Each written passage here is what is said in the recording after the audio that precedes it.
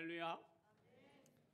오늘 1월 셋째 주에 예배에 참여한 우리 만민교회 성도 여러분들 삶 가운데 다시 한번 부흥의 은혜가 임하기를 주님의 이름으로 축원합니다. 부흥은 죽어가는 사람이, 죽어가는 영혼이, 죽어가는 삶이 다시 살아나는 겁니다. 사는 것이 목적이 아니라 다시 살아나서 활력 있고 역동적인 삶을 사는 겁니다. 그것이 부흥입니다. 2023년도 우리 만민교회 성도들과 사업장과 일터가 교회가 부흥이 있기를 다시 한번 주님의 이름으로 축원합니다.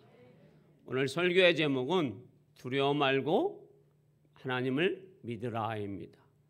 한번 따라해 보십시다. 두려워 말고 하나님을 믿으라. 사랑하는 우리 만민교회 성도 여러분, 세상 사람들은 우리에게 늘 절망을 말합니다. 세상 사람들은 언제나 희망이 없다라고 얘기합니다. 그러면서 포기하라고 얘기합니다. 또 세상은 이렇게 얘기합니다. 전쟁과 시기와 질투와 싸움뿐이 없으니 세상은 점점점 종말로 가니 소망이 없다라고 말합니다. 세상은 사람들이 다 이렇게 얘기합니다. 절망적이다. 희망이 없다. 그러니 종말로 가니 포기하라 하고 이야기합니다. 이때에 우리는 그들과 함께 무슨 이야기를 할까요? 여러분, 세상의 사람들과 같이 그래요. 지금 세상은 다 망해 갑니다. 종말을 향해 갑니다. 희망이 없습니다. 나라를 보십시오. 대통령을 보십시오. 국제 정세를 보십시오. 좋아질 것이 하나도 없습니다. 그런 얘기는 누구나 다 할 수 있는 얘기입니다. 굳이 우리까지 보태서 얘기할 것은 없습니다. 우리가 해야 할 것은 무엇입니까? 희망이 없는, 포기하는 삶을 사는 그들에게 오늘 본문에 나와 있는 사도 바울처럼 무엇을 말해야 합니까? 구원을 말해야 합니다. 하나님의 살아계심을, 하나님의 역사하심을 증거해야 합니다. 그래야 우리가 살 수 있습니다. 그들도 살 수 있습니다. 부흥할 수 있습니다. 할렐루야. 자, 세상 사람들은 왜 그런 말을 할까요? 두렵기 때문입니다. 그들은 여러분 무슨 마음을 갖고 있을까요? 자, 그들도 다 압니다. 종말이라는 것을 알고 있습니다. 그리고 세상에는 희망이 없다라는 것을 알고 있습니다. 그러기 때문에 두세 사람이 모이면 우리는 기도하지만 그들은 두세 사람이 모이면 유튜브 얘기나 또 나라의 이야기나 대통령의 이야기나 상대 정당의 이야기를 합니다.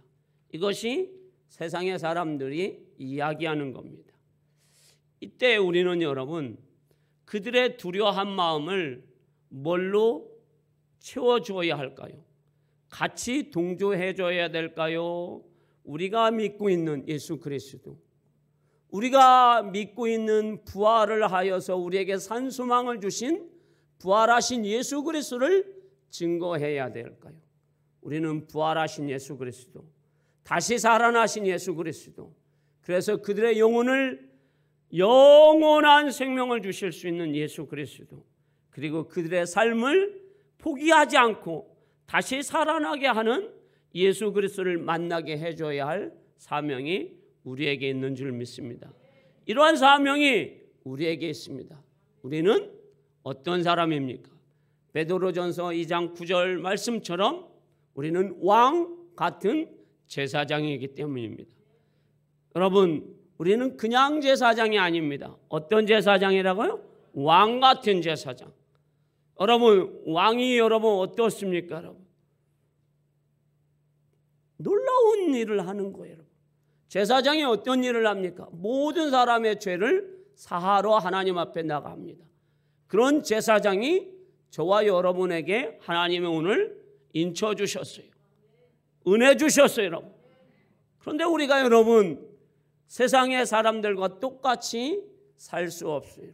우리는 늘 구별된 삶, 그리고 하나님이 반드시 우리를 선택했다라는 것, 그리고 그런 은혜를 주셨다라는 것을 세상에 어떻게 해요? 고백할 수 있고 증거할 수 있고 보여주어야 할 줄 믿습니다.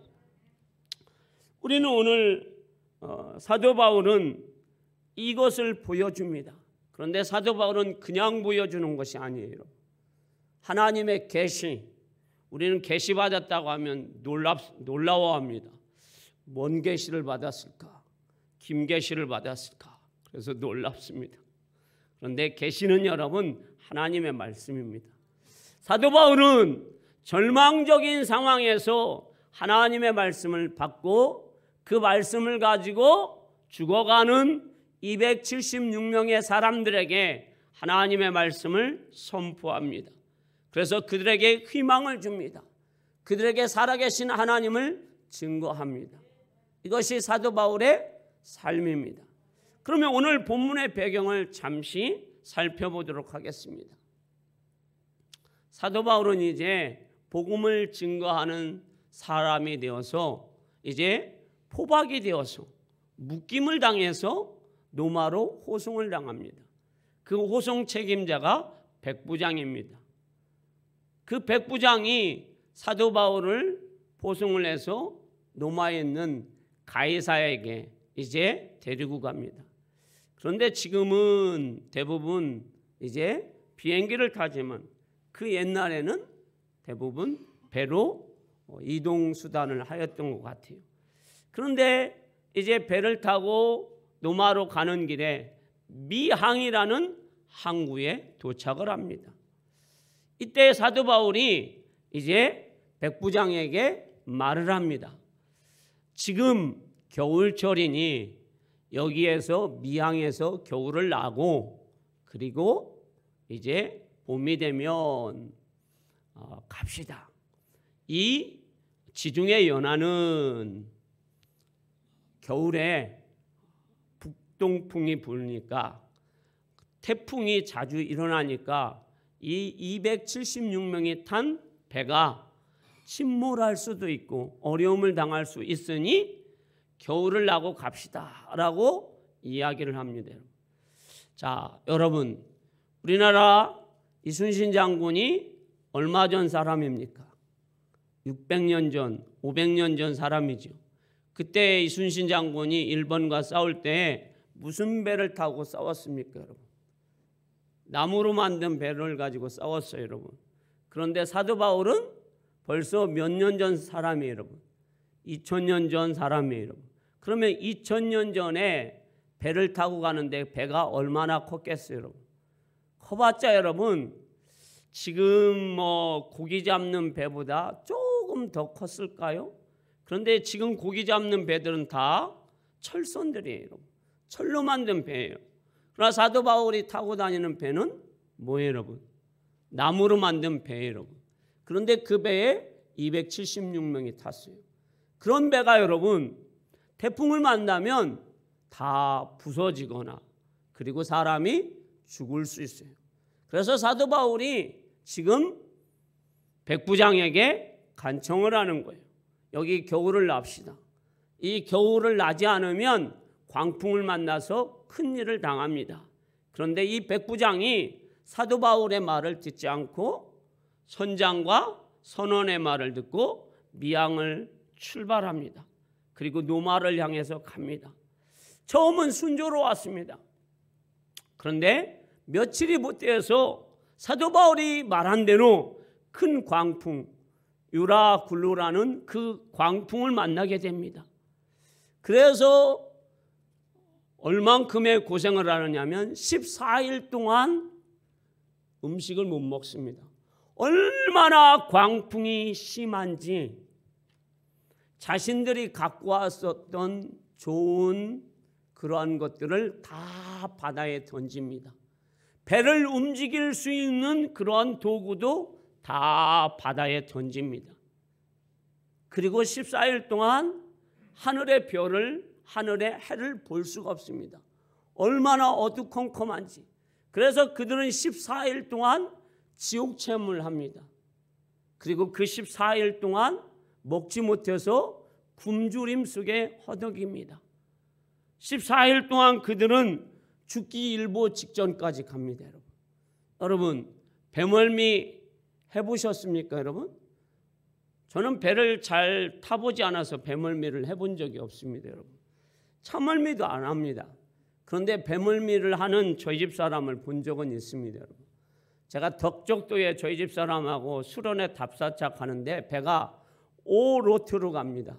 그런데 얼마나 배가 천천히 가는지 제가 한번 시험을 해봤습니다. 배가 얼마나 빨리 가는지.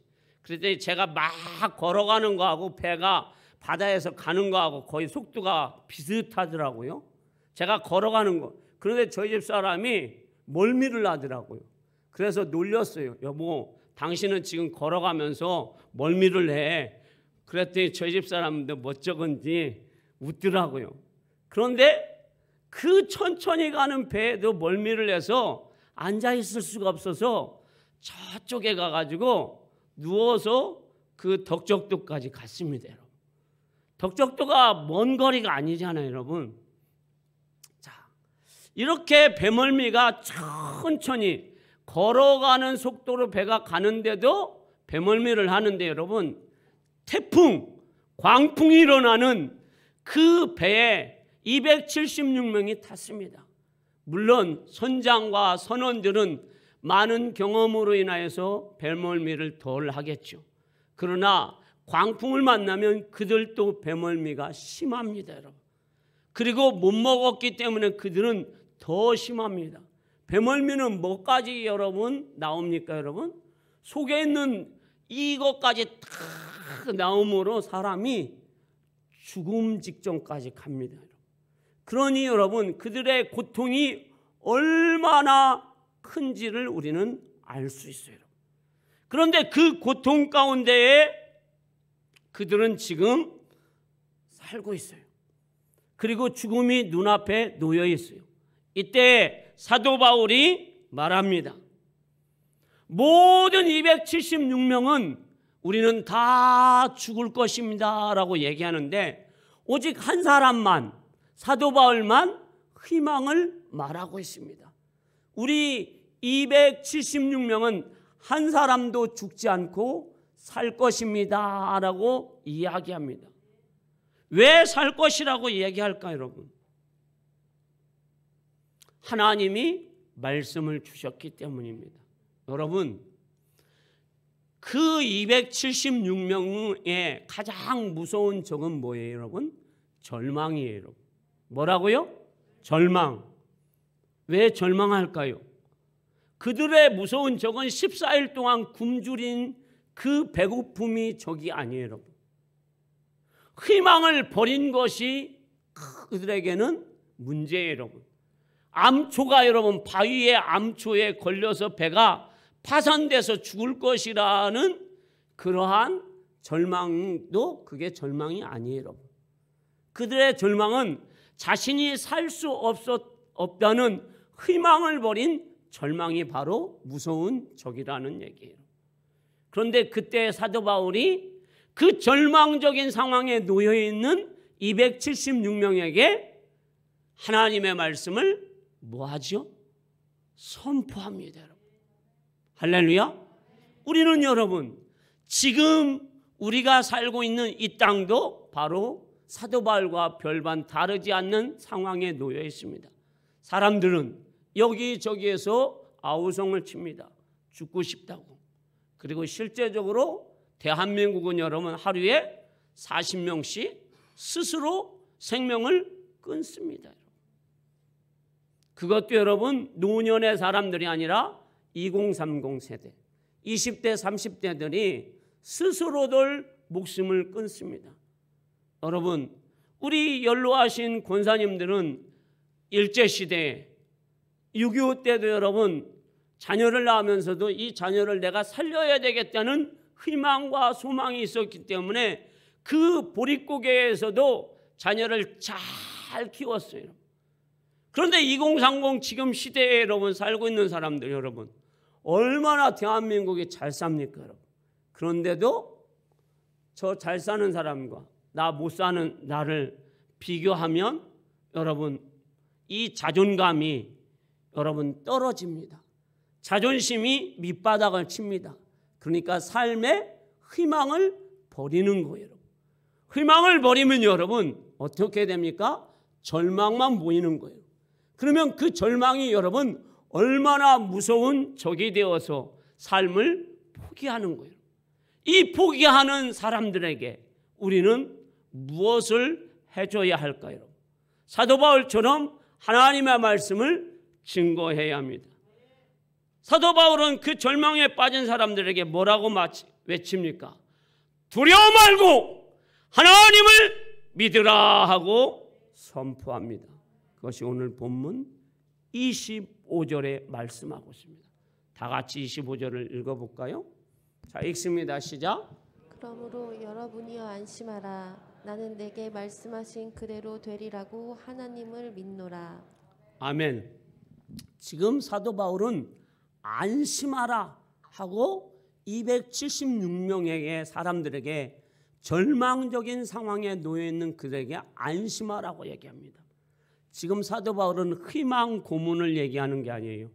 용기를 주기 위해서 이야기하는 것이 아니에요. 사도 바울은 여러분 목숨을 걸고 이야기하는 거예요. 누구의 이야기를 하는 거예요? 자기의 이야기를 하는 게 아니에요, 여러분. 누구의 이야기를 하는 거예요? 하나님의 살아계신 말씀을 증거하는 거예요, 여러분. 할렐루야. 누구의 말씀이요? 살아계신 하나님의 말씀. 지금도 살아계신 하나님의 말씀을 선포하는 거예요. 뭘 걸고 여러분? 목숨을 걸고. 자, 지금 그들은 며칠을 굶었어요? 14일을 굶었어요. 그들은 여러분 이성적인 생각을 할 수 있어요? 이성적인 생각을 할 수 없어요, 여러분. 여러분 3일만 굶으면 남의 집 담장을 뛰어넘는데요. 저도 금식기도 해봤지만 금식기도 하면 눈에 뭐예요? 보이는 것이 없습니다, 여러분. 그래서 금식기도 하는 사람 앞에 음식 갖다 놓으면 여러분 시험 듭니다, 여러분. 제가 금식기도 할 때 삼천포로 빠지면 안 되죠. 자,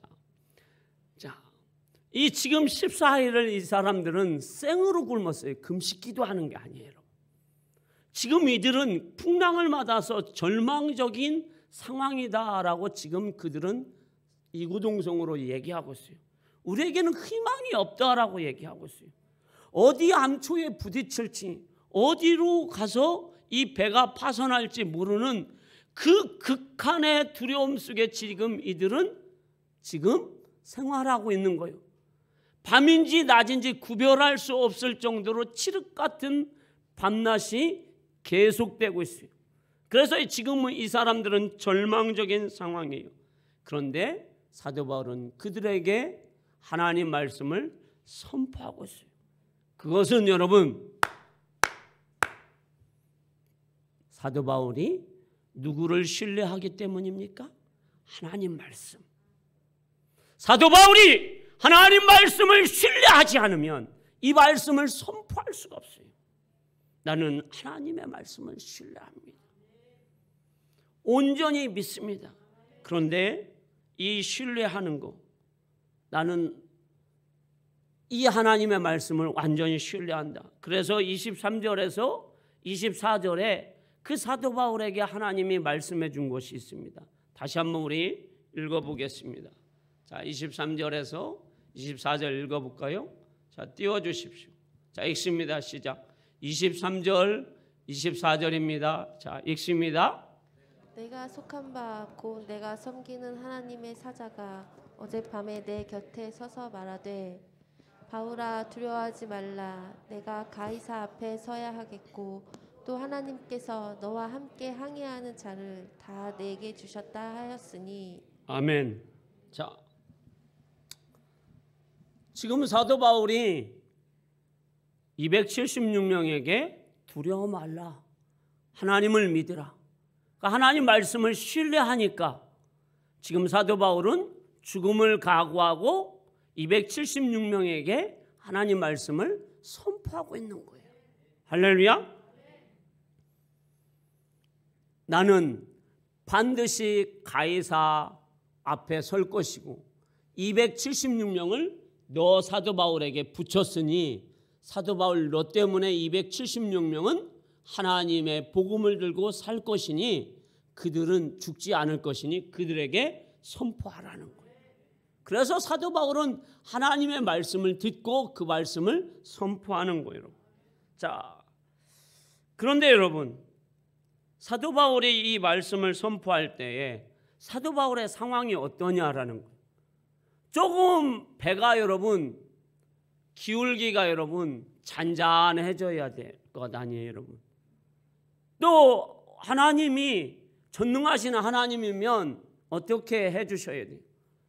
무슨 뭐 까마귀든 뭐 독수리든 하나님이 자 심지어는 하나님이 바다에 사는 갈매기든 그 갈매기를 보내서 하나님이 먹을 것을 주든지 그러면 사도 바울의 말의 신빙성이 더 있지 않겠어요, 여러분?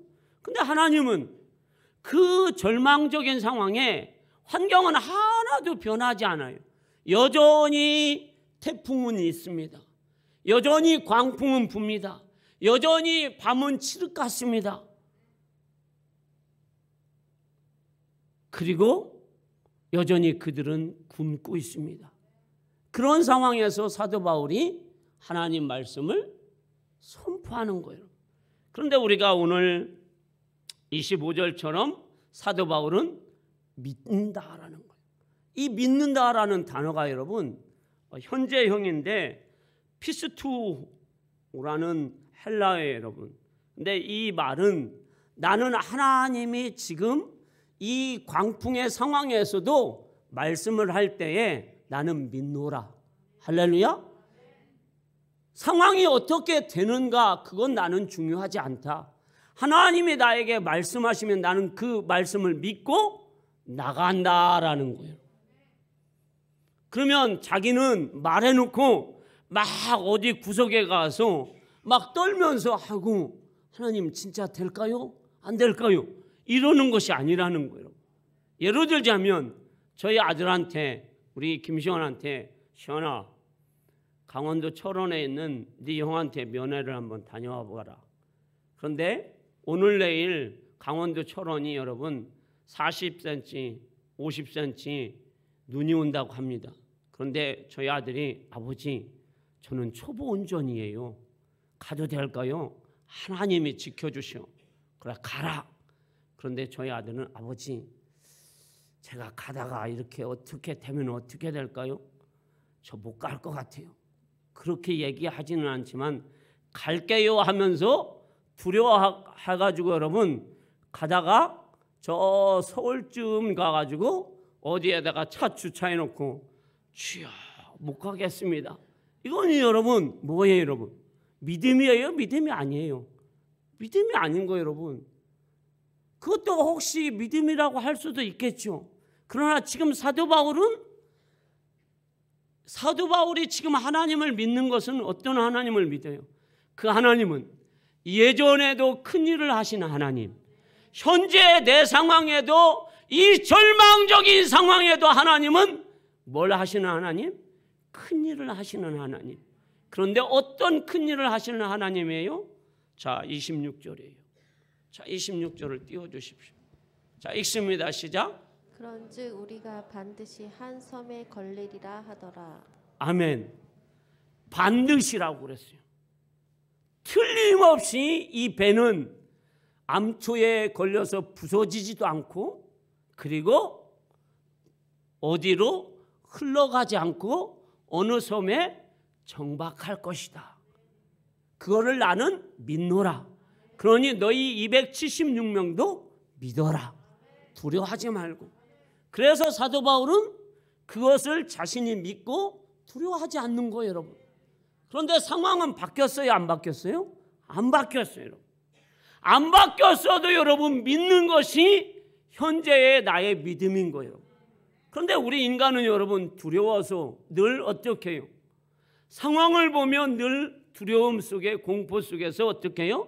나가서 늘 물에 빠지는 거예요. 누구와 같이 여러분? 베드로와 같이. 예수님이 막 터벅터벅 바다 위를 걸어오시니까 베드로가 보고 우리 예수님도 걸으시니까 나도 한번 걸어봐야 되겠다. 믿음 가지고 예수님 저도 한번 걷게 해주십시오. 그래서 예수님이 베드로 너도 한번 걸어봐. 그래서 베드로가 예수님 말씀에 순종해서 걷습니다. 그런데 갑자기 물결이 출렁입니다. 그 물결을 보고 베드로가 두려워서 무서워서 예수님을 안 보고 세상을 봤더니 어떻게 되었습니까 여러분? 꼬르륵 빠졌습니다. 주여 살려주십시오. 그때 예수님이 건져주셨습니다. 할렐루야. 이게 우리의 연약한 모습이에요. 그런데 지금 사도 바울은 지금 믿음으로 나가는 거예요. 그래서 결과적으로는 27장 44절 말씀 보겠습니다. 자, 읽습니다. 시작. 그 남은 사람들은 널 조각 혹은 배의 물건에 의지하여 나가게 하니 마침내 사람들이 다 상륙하여 구조되니라. 아멘. 28장 1절에서는 그 섬이 멜리데 섬이다라고 기록하고 있습니다. 할렐루야. 우리는 하나님의 말씀을 믿습니다. 하나님은 천지 만물을 창조하신 전능하신 하나님이에요. 예전에도 큰 일을 하셨고 지금도 큰 일을 하실 하나님이에요. 우리를 통해서 새 일을 행하실 하나님이에요. 우리는 하나님을 믿는다 하면서 광풍과 세상에 여러 가지 환란이 오면 우리는 두려워서 낙심되고 세상 사람들처럼 희망이 없다, 포기해라, 종말이다 라고 우리는 얘기합니다. 그러나 이 모든 신앙은 불신앙입니다. 우리는 하나님을 온전히 신뢰해야 됩니다. 그럴 때 우리 하나님이 우리의 삶을 하나님께서 어떻게 해요? 광풍도 잔잔하게 하시고 우리를 하나님은 어디에요? 평온한 곳에 우뚝 서게 해주십니다. 우리만 서게 하는 것이 아니라 우리를 통해서 276명의 사람을 구원하여 주십니다. 건져주십니다. 이 일을 하나님이 올해 우리를 통해서 우리 만민교회를 통해서 하실 것입니다. 그래서 부흥케 해주실 것입니다. 여러분의 삶도 그런 삶이 되기를 주님의 이름으로 축원합니다. 기도하겠습니다. 거룩하신 하나님 감사합니다. 오늘 또 거룩하신 하나님께서 우리에게 말씀 주셔서 감사합니다. 우리는 말씀에 의지하여서 주의 사역을 잘 감당할 수 있도록 하나님 도와주시고 인도하여 주옵소서. 오직 말씀에만 순종하게 하여 주옵소서. 예수님의 이름으로 기도합니다. 아멘.